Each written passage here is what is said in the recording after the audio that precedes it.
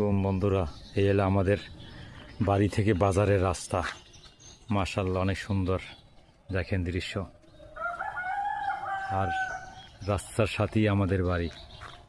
এই যে আমাদের বাড়ি, এই ভিতরের রাস্তা দেখেন। সামনে একটি পুকুর, পুকুরে অনেক পানি, বর্ষার কারণে পানিতে ভরা একদম পুকুর। দেখেন আমাদের বাড়িটা অনেক সুন্দর লাগে।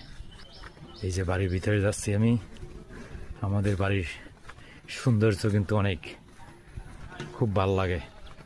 গ্রিন কালার দেখেন মাশাআল্লাহ।